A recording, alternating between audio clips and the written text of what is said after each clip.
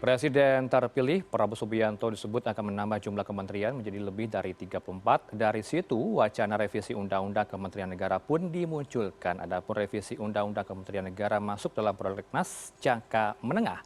Berikut penjelasannya untuk Anda. Kita lihat bagaimana kemudian wacana ini lahir karena dari statement-statement yang kita kumpulkan yang sudah beredar di publik, ya ada keinginan dari seorang Gibran yaitu wakil presiden terpilih untuk membuat nomenklatur baru atau kementerian yang mengurus soal makan siang gratis, sehingga ada wacana yang timbul untuk menambah nomenklatur kementerian, apakah nanti masuk dalam kementerian tertentu untuk makan siang gratis ini atau menambah jumlah kementerian baru. Ini menjadi dasar atau latar belakang kemudian keinginan dari presiden terpilih dan wakil presiden terpilih ini untuk merevisi Undang-Undang Kementerian Negara karena tidak dibantah oleh sejumlah kader Gerindra ya di DPR.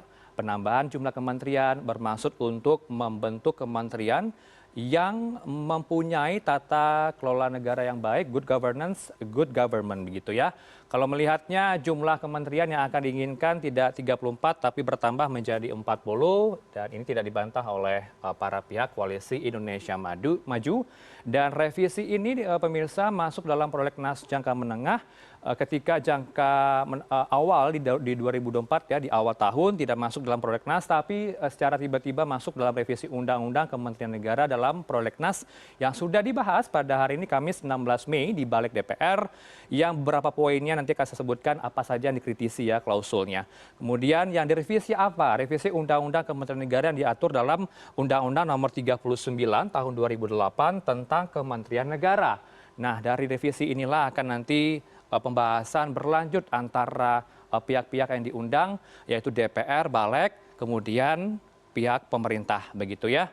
Balik akan merevisi Undang-Undang Perubahan Tindak Lanjut dari Putusan MK ya, Undang-Undang Nomor 39 Tahun 2008. Kalau kita lihat pemetaannya untuk sikap masing-masing fraksi, ada dua yang sebenarnya sudah memberikan masukan dan juga keras nampaknya statement yang diberikan kemarin, tepatnya di Rabu 15 Mei. Kemudian berubah sikap, sudah mulai melunak pada hari ini, hari Kamis 16 Mei di Balik. Mereka sepakat dengan ada catatan. Kalau kita lihat statement dari PKS, Presiden ini tidak boleh lepas kontrol begitu ya, diberikan kebebasan menambah jumlah kementerian, tapi harus tetap harus menjadi kontrol juga bagi seorang presiden dengan pemerintahan atau pembantunya nanti. Kalau lihat dari PDIP juga, kritikan yang disampaikan pada Rabu kemarin, politik bernegara ini harus terbentuk dari sebuah kementerian begitu ya, bukan akomodir semua kekuatan politik pendukung pemerintah, mengakomodir begitu ya partai-partai koalisi yang mendukung Prabowo Subianto dan juga Gibran Rakabuming Raka. Kemudian kalau kita lihat Gerindra,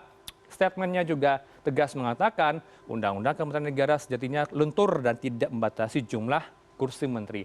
Nah, kita masuk dalam poin klausul. Klausul yang diberikan catatan pada hari ini, hari Kamis 16 Mei, yaitu pasal 15 di Undang-Undang Nomor 39 Tahun 2008 begitu ya. Disebutkan dalam pasal, kita masuk ke pasal 15 terlebih dahulu. Pasal 15 ini poin dari PKS begitu ya. Pasal 15 yang menyebutkan bahwa ada penambahan kata efisiensi di pasal 15 di Undang-Undang Nomor 39 Tahun 2008. Klausul di pasal 15 harus ditegaskan. Berapapun jumlah kementerian yang ditetapkan oleh seorang presiden harus melihat bagaimana kemudian tata kelola negara yang memperhatikan efisiensi dan juga efektivitas. Oleh karena itu kata efektivitas harus masuk ke dalam pasal 15 begitu ya. Dan juga pasal 10 juga ada catatan pada hari ini dalam Undang-Undang Nomor 39 Tahun 2008 yang menyebutkan wakil menteri, Wamen, itu posisinya tidaklah sebagai pejabat karir atau posisi yang diberikan kepada Wamen masuk dalam sebuah kabinet begitu ya, informasinya begitu ya, klausulnya di pasal 10. Ini menjadi arahan dari MK begitu ya, posisi Wamen tidaklah sebagai bentuk pejabat karir begitu ya, yang harus direvisi. Nah, kalau kita lihat jumlah kementerian dari masa ke masa, dari era Soekarno hingga Joko Widodo hingga kini, kita akan lihat di slide berikutnya. Kita lihat dulu di era Presiden Soekarno, jumlah kementerian ini beragam, yang paling banyak di angka 132 saat Kabinet Dwi Korra II berjalan. Cukup banyak begitu ya.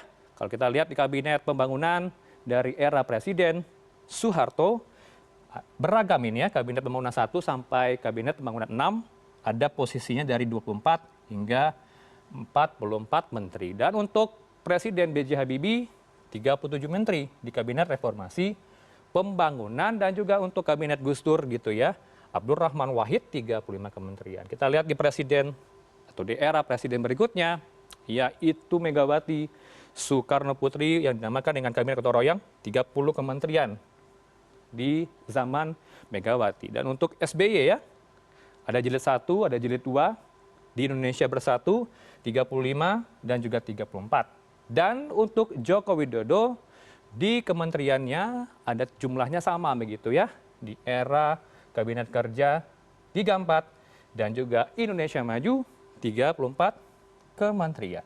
Dan wacananya Presiden Prabowo Subianto, Presiden terpilih, akan membuat jumlah kementerian dari 34 menjadi 40 kementerian. Itu tadi ya kita jelaskan ke Anda dari masa ke masa jumlah kementerian dan bagaimana awal mulanya revisi Undang-Undang Kementerian Negara terbentuk.